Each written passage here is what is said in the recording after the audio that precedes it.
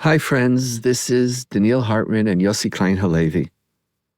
This is Israel and ceasefire, if that's exactly where we are right now. It's hard to tell. And today's day 488, in which still 79 hostages are still not home. And today's episode is being sponsored by my dear friend and one of the more vibrant learners at the Institute, someone who always wants to learn and know, my friend Nancy Connors. And Nancy, this podcast and last week's podcast are shaped very deeply by Donald Trump. Last week it was Prime Minister Trump, and this week we're calling it Trump's Dystopia. So if any apologies necessary, this is our world, though. And but I so much appreciate your support for the podcast and for enabling us to do what it is that we do, and that is to talk and to try to make sense of what has been a very, very difficult, strange, and challenging time. So thank you, Nancy. And Trump's Dystopia. We woke up for it. I know personally, I got up at about 2:15, and I said, oh, is there anything reported?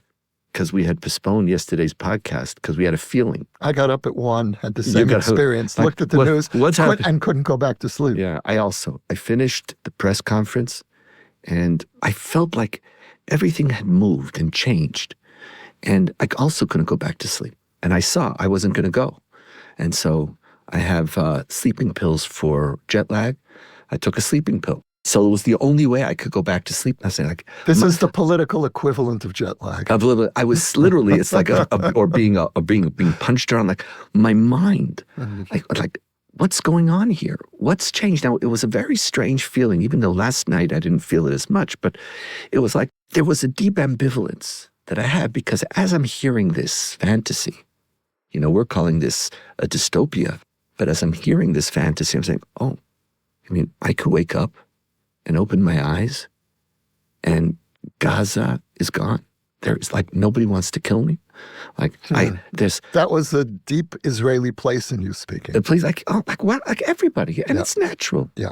And by the way, Palestinian citizens of Israel also, they're not Zionists. If they could wake up and Israel was gone, you don't. But here, someone put this dream, all my problems, they weren't dreaming for us to come home. And I came home and okay, if I woke up and someone's articulating it. And then as you're thinking about it, not just someone, the president of the United States. That's true. I forgot. It's not just somebody very significant in shaping our lives. What does this mean for our future? And part of me knew this is not going to happen. First of all, the whole world is trying to figure out Donald Trump, and I think he likes it that way. Is he just the crazy guy? Does he throw out ideas? What is he doing? I'm going to leave the analysis of Donald Trump. I don't think anybody's figured it out, and it's certainly beyond my pay grade. But as I'm sitting there, yes, we're going to send them to 1, 2, or 12 different places, and they're going to have a wonderful life, and it's just going to be great, and this is going to be the new French Riviera for the world, and it's I could see it's a real estate deal, and this is insane. Really? But I couldn't put it away, and I couldn't put it aside. Neither can the world. Because something profound is changing. And forget the implementation of the deal, and maybe later on we'll talk practicality. But before practicality, there's so many more things that we need to talk about. How is this impacting on our lives, our understanding, our vision, our plans? What does this do? What did it do to you? What's the gut feeling that when you heard this story, whether you thought it was implementable or not? I have to tell you, though, Donniel, when you first suggested that we postpone recording this episode by a day so that we could respond to the press conference, I didn't say this to you, but I thought, he's exaggerating. What could possibly come out of this press conference? Maybe there'll be some announcement about the hostages, Maybe Trump and Netanyahu will bury the hatchet, And whoa, that was my first thought. Well, Donniel, you called this one. And I felt overwhelmed by ambivalence and chaos. I was in a chaotic emotional state. And that press conference is what happens when you insert Mr. Chaos into the Middle East. Because that's the essence, in a way, of Trump's second term, seems to be generating as much chaos as possible. We should be, by the way, a little more empathetic to all our friends in North America. Because, we hear it and we read about it. But we've experienced what they've been experiencing since our prime minister, but he's also their president, has been changing the order of the universe. But what makes it, of course, so complicated for us, and you touched on this earlier, is that whatever he's saying and doing, he's doing because he thinks this is good for us. He's doing it as a friend. And so part of my deep ambivalence is this feeling of being torn. And so when I try to just very quickly unpack the elements here, first I have to tell you, hearing the President of the United States speak so warmly about the heroism and resilience of our young people, of our soldiers, after a year and a half of hearing them being called Nazis from every direction, and even Biden, who was really, really a friend, didn't go that extra step and embrace our kids. And that meant emotionally, I was so moved by that, just on that simple level. And I felt this gratitude to him for saying that, for acknowledging, for recognizing that. And the second thing is this deep sense of gratitude that I felt to him for pulling the U.S. out of these international bodies that have declared war against Israel.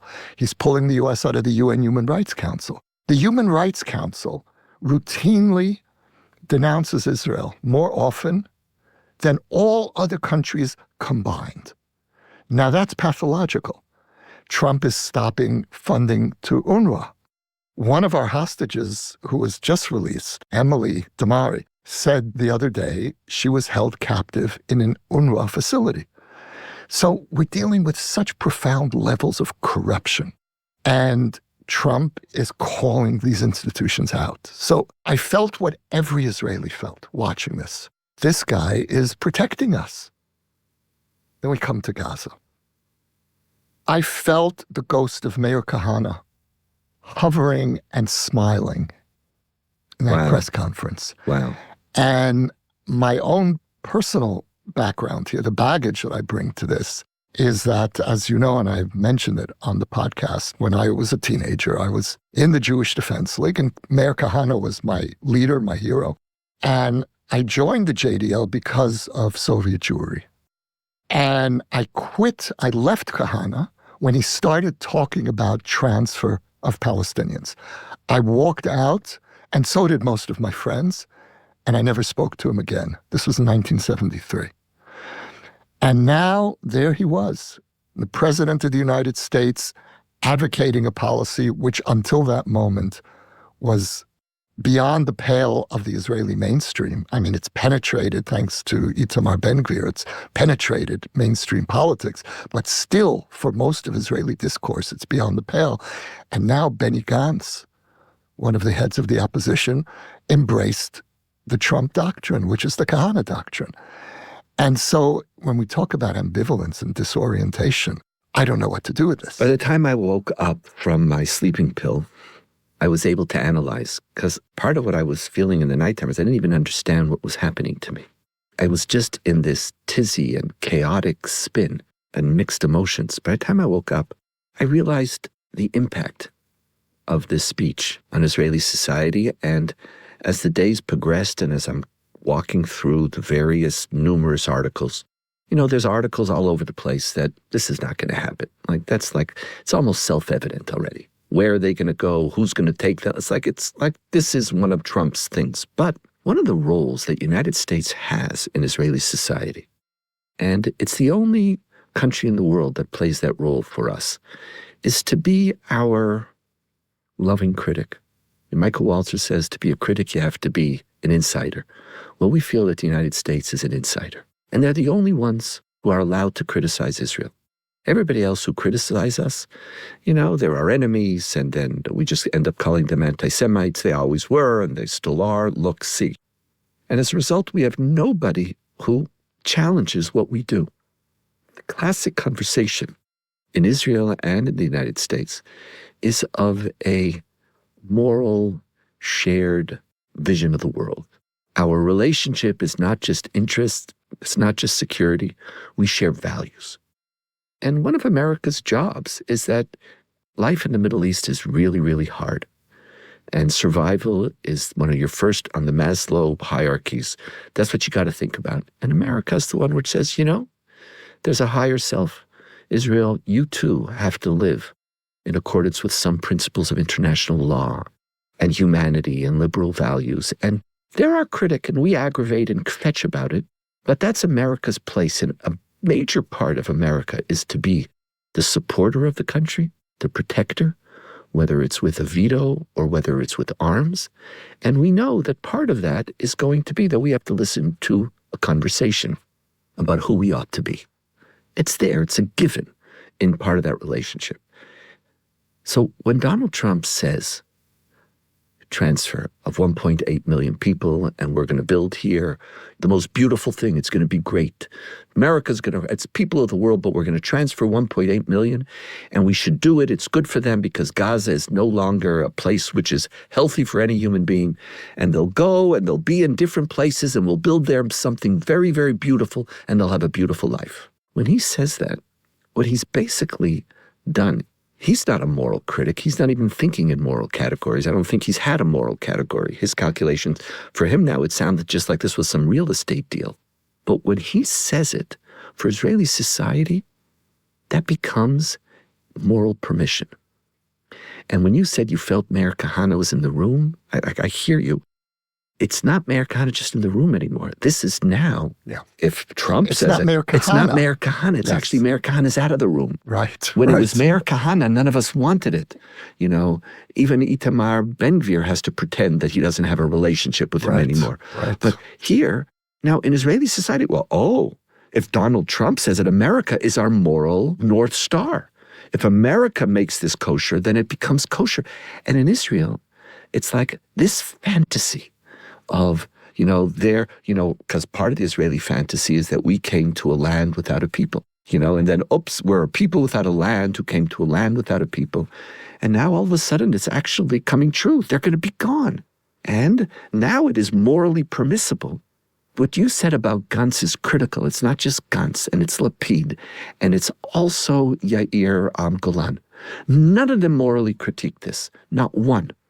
The closest, Yair Golan says it's not practical. Yair Lapid says it's interesting, and my response I'll give in another few days. Really?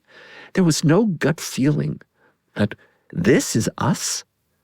Because once America does it, this represents what we're allowed to be in the world. Look, I think what you're saying is really important, Donniel, but I also deeply understand the response or quasi-non-response from both Yair Lapid and Golan. And I think that there's a moral dimension, but there's also the very practical dimension that this is the country that's holding us up in war.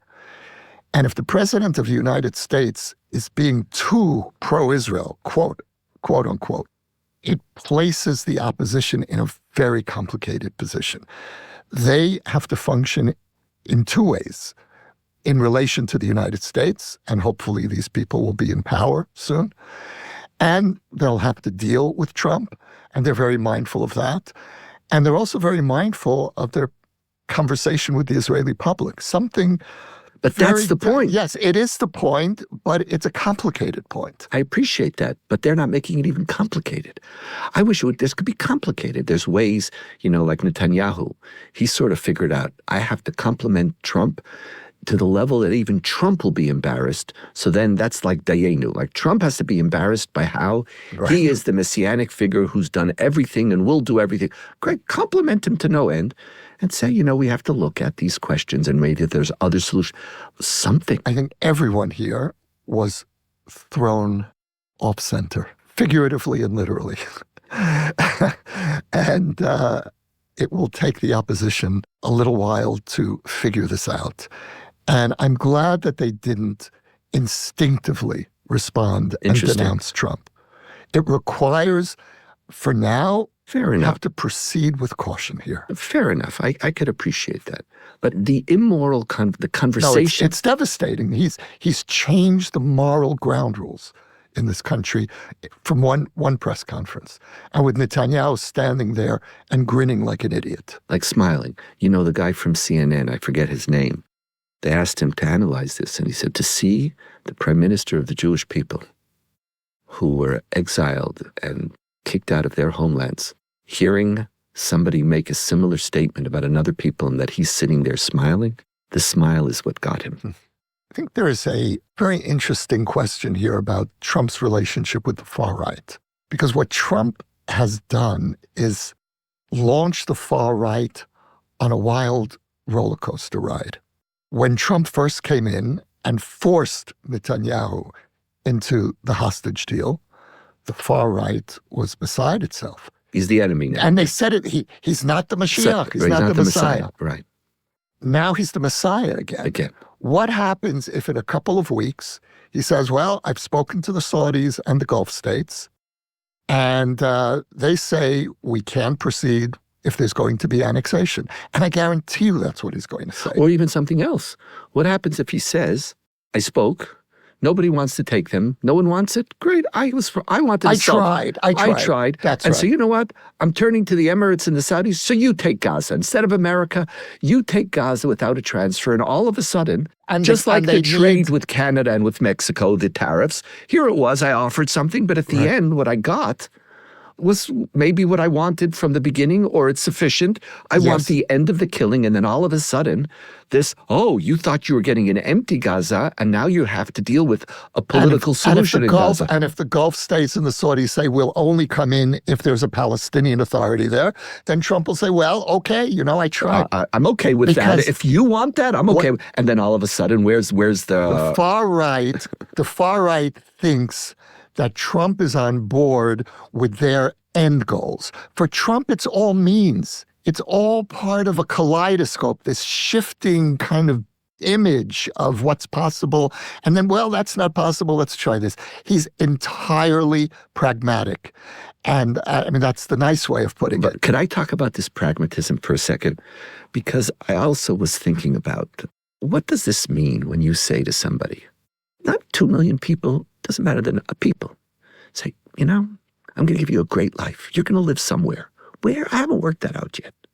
But I'm going to get you a new home. I'm going to build something beautiful, and your life's going to be great. One of the principles of our tradition is what's hateful unto you, don't do unto others. It's just a good rule of thumb to walk through life with. And one of the central ideas of Zionism and of the Jewish people is that identity is not built only by your capacity to consume. Israel was formed not in order to enhance the Jewish people's economic standing. It just wasn't, and it certainly is not the case now. We could live in many places. If I just want a bigger house, take my house, what I could buy for my house in Baca, in almost every place in America, 10 times the size. When people used to ask my wife and I why we moved to Israel, we would say we moved to increase our standard of living. That was the motive. But the whole Zionist ethos is to understand identity differently. That I'm part of a people, and that my identity is not just judged as a human being and as a people by how much I can buy, and whether I get a better house or a nicer view. Now, I appreciate that Gaza right now is a dysfunctional reality, but there's many ways to deal with that. But when you look at Gazans, when you look at the Palestinian people and say, I am going to help you because all I need to do is to improve your economic standing, is to forget the deep, profound national identity of Palestinians, their connection to the land, their connection to this particular space, their stories. What is it like when you actually think that it's plausible to look at a people and say, yeah, you're going to live in lots of 2 million people, you're just going to live lots of little places, and don't worry, you'll get jobs, etc. There is something so morally corrupt in your way of looking at people. It's one thing you want to do a real estate deal, but when you do a real estate deal with a people, your vision of them has flattened the complexity and the depth of how they see themselves. So Israeli society, why this is such a dystopia, is that when Israelis start looking at Gazans and argue, oh yeah, well listen, it's moral, I'm helping them. What does it mean to be, how are you looking at people? What do you sense are your moral responsibilities to people? And the big part of this conflict is that neither Palestinians in Gaza or Israelis, Jews, and Israelis in particular, are willing to recognize the complexity of each other's identity. You either say, I'm an alien here and go back to Europe because you have no connection to here, or, you're just looking here in Israel, in Gaza, you have a better economic position than you never, and now I'm going to give you something even better. Who wouldn't leave? There's a moral corruption in flattening the way you appreciate the complexity of the interests and the needs of another human being. And hearing this president talk that way, and then feeling Israelis buy into it, for me, that's like almost the greatest aspect of this dystopia. One of the great complexities of our personal dynamic is your passion is the moral conversation. And my passion is, what is this going to do for Israel, for our security, for our safety? And we indulge each other, and we dance with each other. But we also keep shifting and pulling the conversation in our direction. So I want to now pull this in the more concrete direction. Great. I feel I've said my piece. And I really appreciate what you said, and I'm with you. But the political dimension here is that in some ways, this is a clarifying moment, and not just in negative ways. I saw a statement from Hillel Nair, who is the head of UN Watch, and really one of the heroes of the Jewish people in this time, someone who's out there fighting the lynch mob at the UN every day. And he said, okay, if it's immoral to move a rooted people, then why is the UN still referring to them as refugees? They're living in their land. Why they're either a people in their land or they're refugees. Choose. And I thought, exactly right. And we shouldn't be ignoring the practical implications of the strange spotlight that's being focused now on this whole question of Gaza and the Palestinians and indigenousness and our relationship with them. And here I want to go back to the far right, because the far right, I think, is setting itself up for a fall. And this is also a positive consequence, potentially positive consequence of this. Trump, very interestingly, and this wasn't commented on anywhere that I saw, Trump was asked, what about settlements in Gaza? And he said, no settlements. Why not? You're going to empty it out. Well, why not? Because I guess settlements don't go with a Riviera. Exactly. It's like, I want casinos. You think I want a bunch of these orthos running around with their goats? So it's a tourist site, So, there's something here about the stupidity of the far right. They latch on to these saviors and to these historic openings that actually they are fundamentally misreading.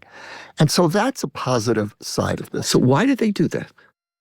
Because they do what all extremists do. And when it comes to extremists, I wrote a doctorate on, in my own life, I could write a doctorate on it. Extremists impose the world that they want to see on the world that is. As it is. Yeah. That's a beautiful. The world that they want, they're constantly looking for self-validating and reaffirming possibilities. So if we're talking about dystopias and utopias, they impose on a reality that is inimical to utopias their idea of a perfected world. And it doesn't matter if they're coming from the far left, the far right, they commit the same mistake over and over again. And what's so extraordinary is literally 2 weeks ago, they were denouncing Trump as the Antichrist, and now suddenly he's the Mashiach again. So without any self-awareness, this is the beauty of an extremist. You live in the moment, and whatever the moment seems to validate in your worldview, you seize on. And you should see, by the way, because you know that I scan all the newspapers. Every single major newspaper in Israel, has already written, including the right-wing ones. So, The sane right-wing the ones. sane ones, like Israel Today, which is actually a great newspaper. And from Times of Israel... It became. From Times of Israel to Ma'ariv to N12 to Jerusalem, even Jerusalem, but everybody, this is not going to happen. I've been reading the social media of Trump's camp and the responses to Trump's plan. People are outraged. They're saying, this isn't what I voted for. Oh, interesting. From the other side here, the people on the far right, their news sites, they're the only ones who are saying, oh, it's like, wow, this is a self-evident, this is a plan. Everybody else is saying this is crazy. Now you're saying even the MAGA world is not going to accept American soldiers dying in Gaza. Yeah, this is also part of the bizarre. It's a fantasy. Yeah, like here it is. Who's going to put, as you imagine, how do you move 2 million people? Assuming, of course, they're going to want to, because all they care about is having, a nicer painted house or a little this and another car. They won't want to move, and there's no one who will take them. And even if they want, how are you going to get them? What is the operation? Who's going to be Israeli troops? We're going to start putting people on boats. Americans. The whole thing is insane. But those ideologues are still, they're the only ones who think this is a great idea. Donniel, one of the themes that we've discussed over the last however many months since the war began was the sense of unreality of this time. The press conference last night was the culminating moment of this surreal experience. It was so detached from reality. And you know who knew it? Netanyahu. You saw his body language? He knew it, of course. Unfreaking believable. So what was he happy about? Here's my reading. He's standing there beaming, and he was really happy last night. He knew that this press conference gives him another year in office with the Israeli public. His government has now bought a lifeline. And he is now going to be seen by large numbers of Israelis, including many Israelis who dislike him, as, indispensable. He's the guy who can talk to Trump. Who else can possibly talk to him? And, I had this moment in the press conference when he's praising Trump. And he says to him, wow, look what you've done in 2 weeks. Who can imagine what you'll do in 4 years? And I felt embarrassed then. Because what has Trump done in the last 2 weeks? He's launched a witch hunt within the FBI. Imagine if Netanyahu did that, and we know he wants to do it, in the Shabak, the Shin Bet. He's launched a witch hunt against the Justice Department. He is dismantling American institutions. And I didn't really believe that American institutions could be so weak, could be so malleable. And because in his first term, he wasn't able to touch in a fundamental way American institutions. And this is what Netanyahu is praising. Wow, look what you've done in 2. And what he's really saying is, I wish I could do it, but those lunatics in my country won't let me. As we bring this podcast to an end, there's one more point I wanted to share. We call this Trump's dystopia. And in our tradition, we divide people's inclinations into 2. You have good inclinations and you have bad inclinations. And when it comes to the fantasy of a Gaza clear of Gazans, for many Israelis, it combines both their good inclinations and their bad inclinations. The desire to be safe is not a bad inclination. The desire to somehow have a solution for an area that, remember, in Israel, part of the reason why Trump's plan is taken more seriously is because there hasn't yet to be a serious plan talked about by anybody. So here it is, we don't know. So the choice is between the status quo, someone's changing it. So I can understand, and even for a moment, I appreciate it. What does it mean that we don't have that fear anymore? And when we're talking, because we know we're not just talking about a terrorist group, we're talking about a society that has embraced hatred of Jews. Not all of them are killers, and it doesn't mean they don't have rights, but the hatred of Jews is a broad... It's become normative. It's normative in Gaza. So to expect, oh, wow. And so for my security, but the evil inclination of forgetting the consequences, or not taking into account the consequences of what does it mean to see another people a certain way and to actually take seriously the possibility of moving 2 million people out of their homes. Not to speak of international law. If you want to know, we didn't commit, this is genocide. This literally is genocide. That's what genocide is to have the intent to eradicate a society. Or ethnic cleansing. It's both of them. So if we're talking about what this is... Not to nitpick about genocide. It actually is genocide, because this is what, it doesn't have, you are white. Doesn't have to be mass murder? Not at all. Genocide is not a function of how many people you kill. It's about whether you make the ability of that people to continue to live in part or in total as an independent entity. You're wiping out this.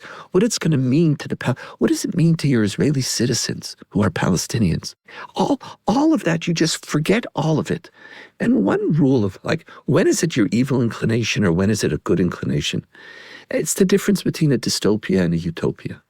Utopia is about creating a world where the best of what you aspire for is implemented. But when your utopia is creating a dystopia for somebody else, beware. Beware. Beware, you're forgetting something. And what part of your soul you need to activate. And Trump, I didn't want him, as I said last week, I don't want him as my prime minister. This vision of people in the world and the way you move and that's not the Jewish people. And this is a practical dystopia.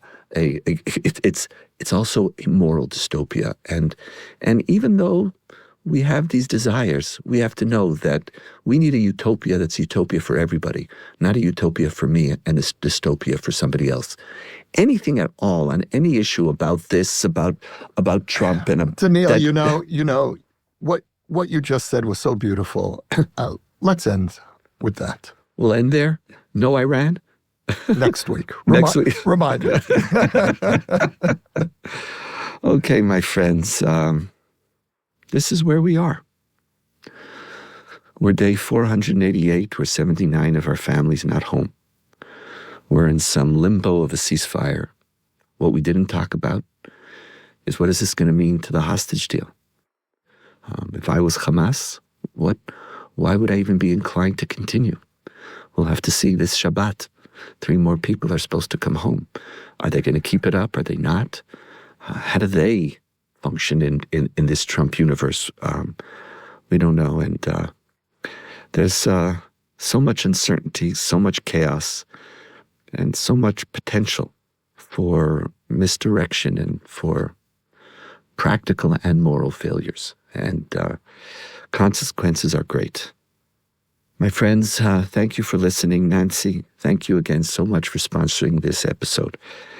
And we should have a good week. I don't even know what that means right now, but maybe the words are enough. Thank you.